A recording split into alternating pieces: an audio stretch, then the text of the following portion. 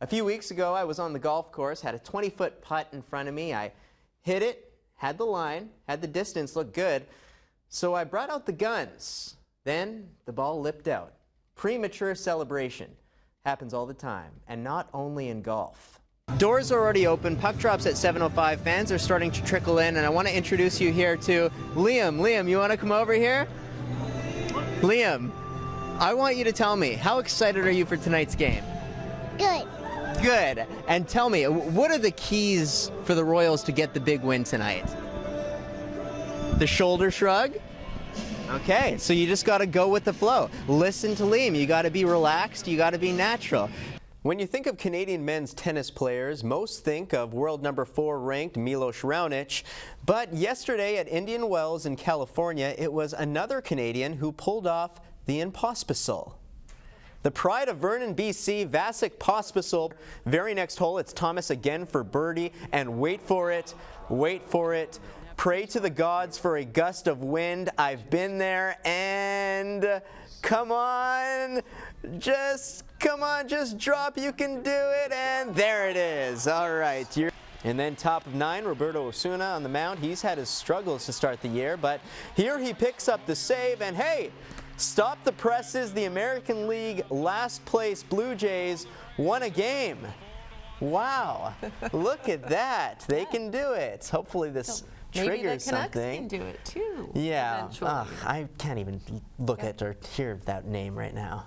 I'm very upset. You were very upset. There was no shortage of storylines entering day 1 of training camp here at the Save-On Foods Memorial Center. Perhaps the biggest, the absence of Brock Besser, who is in a contract dispute with the Vancouver Canucks. He's looking at 4 years, around $28 million. We'll see what happens there. We mentioned the signings and talked about some of the younger players. Also, Jim Benning recently signed a 3-year extension. I'm wondering what the working relationship is with you and Benning, because some organizations keep it very separate. Are you talking to him on a daily basis, weekly basis? Jim and I talk a lot. We talk almost every day, sometimes 2 or 3 times. I'm happy that he got an extension. He works extremely hard, and he's great to work with. He's done a fine job, good job, putting a team together that I feel is, it's moving in the right direction. Joined by Basketball Hall of Famer and Victoria's very own Steve Nash. Now, Steve, welcome home.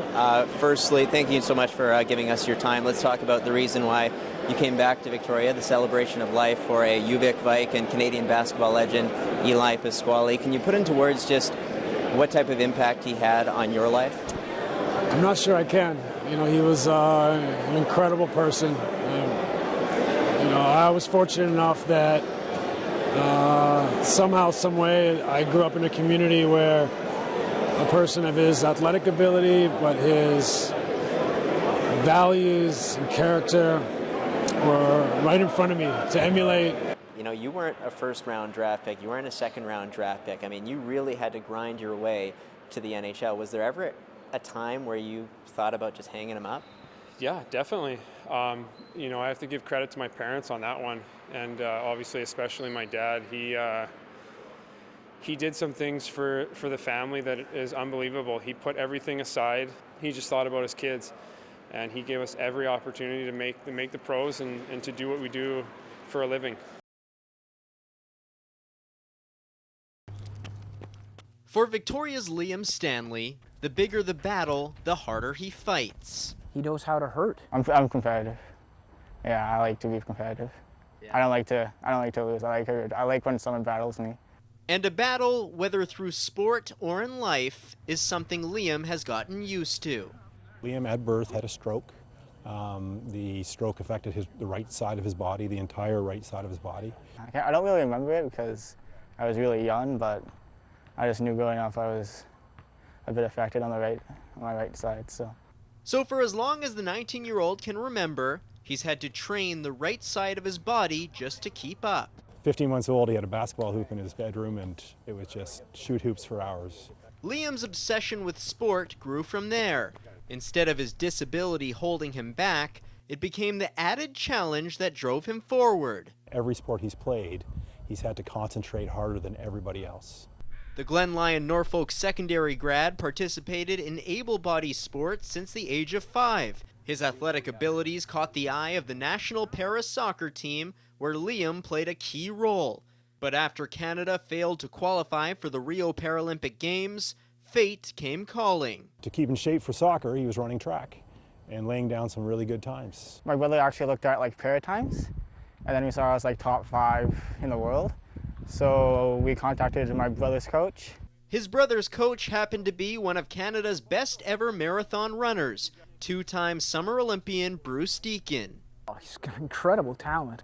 So Deakin made a deal with Liam.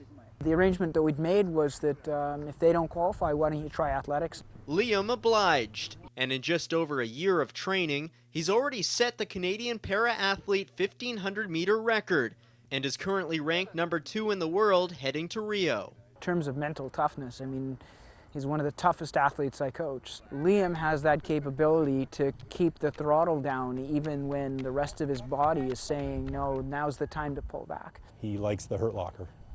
You know, he'll go there. Pure determination. Whatever his result in Rio, expect Liam to finish strong, as the pain is his pleasure. The faster you go, the faster it'll be over. So that's the way I look at it anyway.